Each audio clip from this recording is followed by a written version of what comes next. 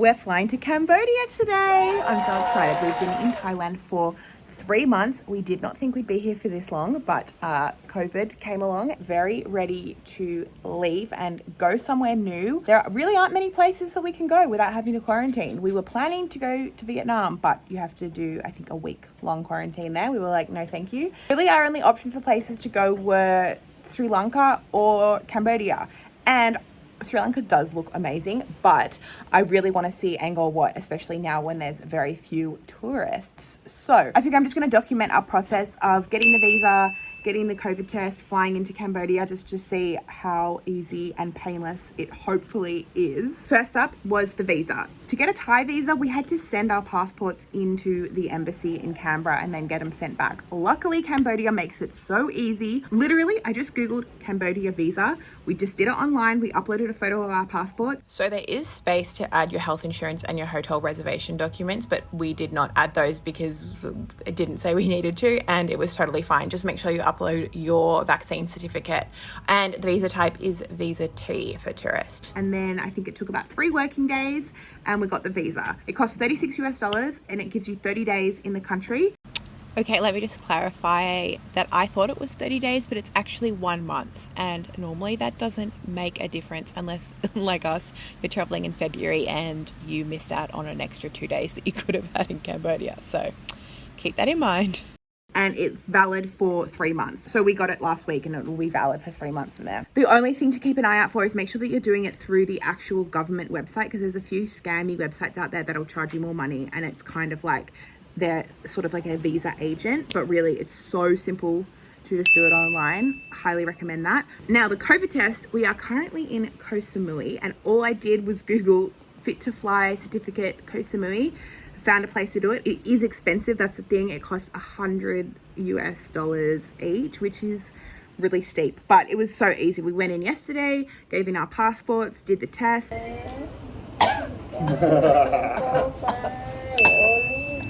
Thanks. And then this morning we went and picked up a certificate saying that we can fly. Super duper easy. So yeah, we're heading off to the airport now. We're flying Koh Samui to Bangkok.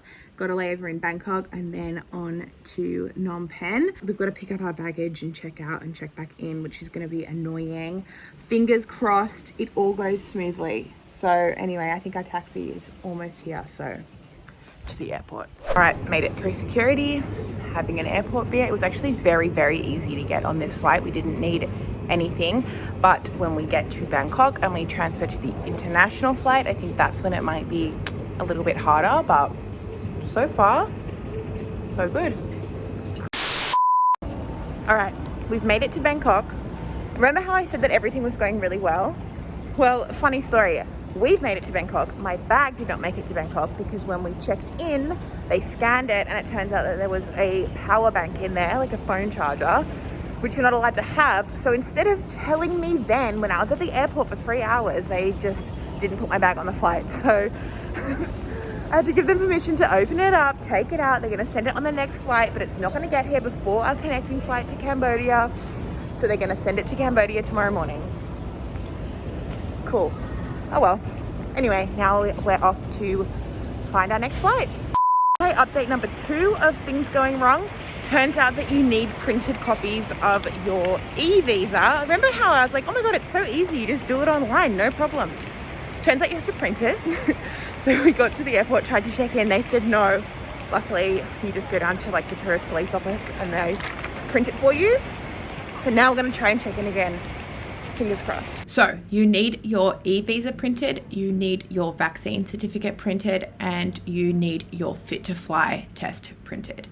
But the woman at the check-in desk was trying to tell us that we also needed printed a thing about our insurance and proof that we've got a hotel booked, which you definitely don't need to do. You need it to get into Thailand, but you don't need that for Cambodia. So if someone tries to tell you you need it, don't get stressed out. Just say, no, I don't.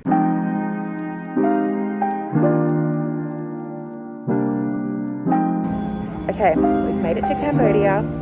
We went through a whole process where we had to show our vaccine certificate, we had to show our negative test, we had to show our immigration cards. Like, it was a whole process. And then we had to get a rapid test, which takes about 15 minutes. So now we're just sitting here waiting, hoping that we get a negative result and then we get to go free. It's like a bit of a shit show, but at the same time, it's a lot easier than it could be. You know, you just rock up, you just present your paper, get your test, and then hopefully you're free. Update, we sat down for 30 seconds and then everyone just got up and left. So we just got up and left and they gave me a sticker. So hopefully I don't have COVID because I'm leaving the airport. So really that's it. It actually was pretty painless and pretty straightforward to get into Cambodia. I'm very relieved. The one thing I forgot to mention is that they kept asking us for a Cambodian phone number when we got to the airport when we were doing the rat test. They were like, we can't let you in if you don't have a Cambodian phone number. I was like, I don't have one. I ended up just giving them the phone number of the hotel that we're staying at. So if you've just got that written down somewhere, you'll be sweet. It's actually been like a week now since we got here. I just wanted to sort of give it some time so I could kind of give my first impressions of the country and like what it's like traveling here at the moment, because obviously travel isn't what it used to be. But Cambodia has only just reopened to tourists, so a lot of places are really quiet, which is kind of a good thing. We went up to Angkor Wat and we were like the only people at the temple, which is kind of bonkers. Normally there's thousands of people there. Currently we're down on the islands and it's super quiet. It's so peaceful and lovely, although it is kind of hard to travel at the moment just because there's really no info online about what's open and where to go. There's no internal flights, so we've just been having to get buses around, but you can't find any info online about the buses, so you just have to sort of rock up and figure it out. A lot of stuff's closed. It's kind of quiet if you want to meet people, but really it's an awesome time to come just because I personally love being away from crowds, and right now we're really away from the crowds. So if you're thinking about going to Cambodia, honestly, now's the time to come. There's a lot of specials going on. A lot of hotels are reducing their prices down to like 40% off. We're staying in like a beachfront bungalow for I think $40 a night. It's really nice. Thank you for watching. Hopefully this video has helped you make a little plan, make things a little bit easier to come into Cambodia. Enjoy your time here. So far, loving the country, excited to see more of it.